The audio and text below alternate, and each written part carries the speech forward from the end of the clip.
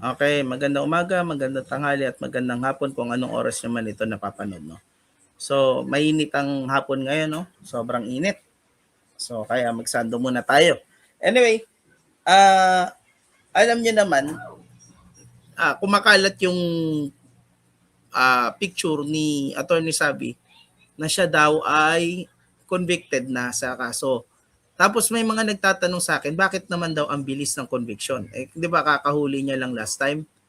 No, kakahuli niya lang tapos after a few days convicted na. No, hindi po ganoon yung ano no.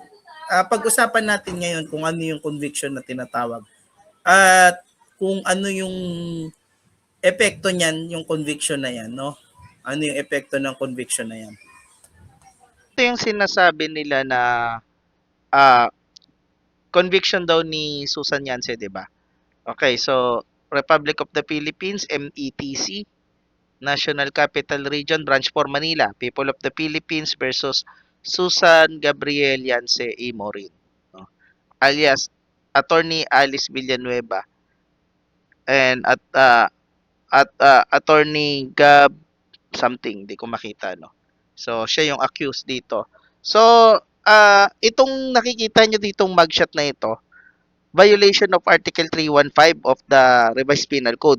Two counts. Ibig sabihin ng 315, estafa yan. Estafa.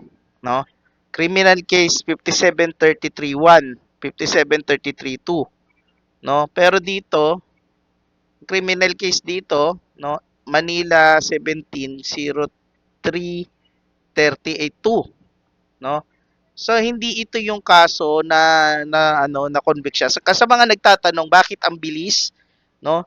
Na-convict siya, hindi ito yung kakahuli lang sa kanya na kaso na ito estafa.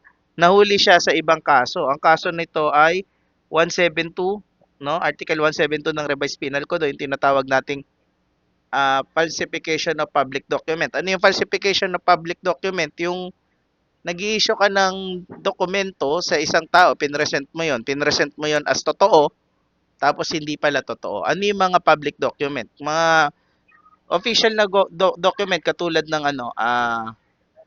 ng birth certificate, mga mga court records, mga ganon and so on. So, bakit ka nagpa-falsify ng public document? Kasi ginagawa mo 'yan para maka-estapa. Since sabi dito guilty beyond reasonable doubt siya, sabi dito, guilty beyond reasonable doubt of two counts of violation of 172. Remember na ito, two counts din itong yung niya, estapa niya, tapos two counts din itong kanyang ah, violation ng falsification. So, I think kaya ganun 'yan. Napatunayan yung kaya siya nagkaroon ng falsification para mang-estapa. Siguro ito yung part ng falsification niya para makapag-estapa siya. So sinampahan siya ng magkaibang kaso, no. Pwede ba 'yon? Baka sabihin niyo double jeopardy 'yon. Pwede 'yon. Pwede 'yon kasi 'di ba sa batas pagka kinasuhan ka ng isa, hindi ka na pwedeng kasuhan ulit sa isa. Yung ibig sabihin, kinasuhan ka ng pagnanakaw, sa pagnanakaw mo ng cellphone. Tapos kinasuhan ka ulit ng pagnanakaw sa parehong ginawa mo na pagnanakaw ng cellphone na yun. Pwede ka bang kasuhan ng ganon? Hindi, no? Kasi pwedeng maging forum shopping yun, no? Pwede. Or pwedeng maging yung magkakaroon ng yung version ng res judicata sa criminal case, yung double jeopardy, 'di ba? So dito paano ito? Bakit kinasuhan siya? Isa lang yung ginawa niyang panloloko, dalawa lang yung ginawa niyang panloloko pero apat yung kaso. O hindi pa natin alam, baka marami pa. Kasi yung niya, pamimeke niya pa lang ng dokumento para makapanloko ay ibang criminal ibang criminal act 'yon. Yung panloloko mismo, iba na namang criminal act 'yon. So, itong na 'to, remember no na 2017 siya supposedly nahuli, 'di ba? 2017 siya yung lumabas yung TV Patrol report, 'di ba, na nanloloko siya. So 2019, by 2019 nagkaroon na siya ng tawag dito ng conviction. Hindi natin alam kung sinerve niya ba itong 1 year na ito, no? Indeterminate indeterminate penalty. It's either 1 year yan o kaya 4 years to 9 months. So hindi natin alam kung ito ba ay na-serve niya. Tinatanong ko si Food Genius about this, no? Kung na-serve ba niya yan, hindi sila tiyak, no? Ngayon,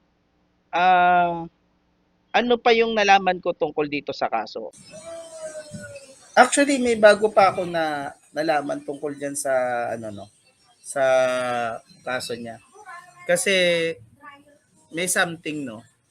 Meron akong source na nagsabi, pero well, take this with a grain of salt kasi ako ay hindi ko pa ito talaga nako-confirm, no? Mako-confirm ko to siguro pag pumunta ako sa Maynila, no?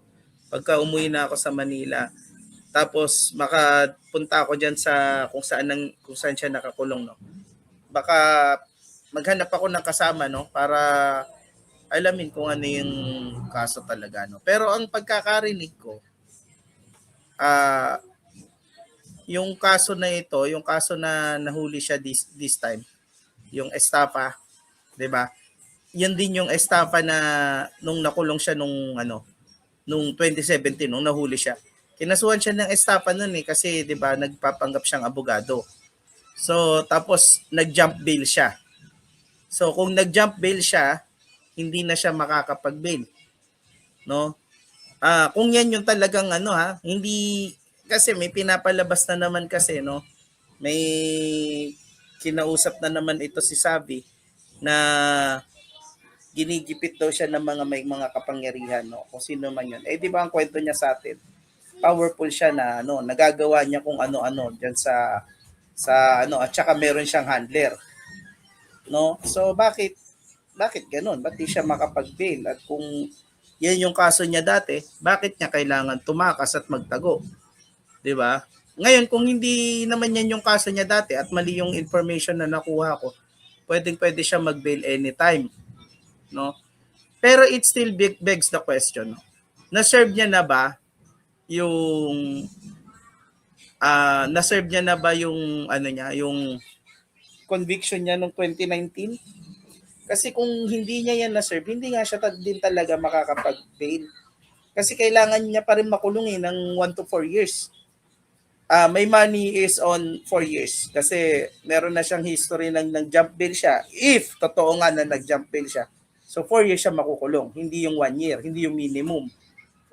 Doon siya sa maximum penalty na 4 years. Tapos kung mako-convict siya diyan sa estafa, another years na naman yan, no? Pero i-credit yung i-credit yung pagkakakulong niya ngayon pagka nakulong na siya.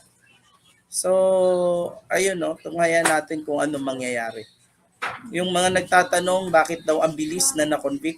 Na-convict siya, yes, pero hindi sa estafa. Sa ibang kaso, no? Sa ibang kaso, falsification. At yung falsification na yan yung naging way niya para mang-estafa, na-make siya ng mga dokumento. So, anong epekto niyan sa ating lahat? Unang-una, kaya mas mahirap yung mga proseso sa korte. Tsaka sa yung mga official na actions na ginagawa natin, mas mahirap kasi maraming manloloko na katulad niya. Yun lang yun, 'di ba? So, anyway, mag-end na ako. Goodbye po. Salamat. At kung gusto niyo mag-subscribe, magpalipad, pwede naman po. Thank you.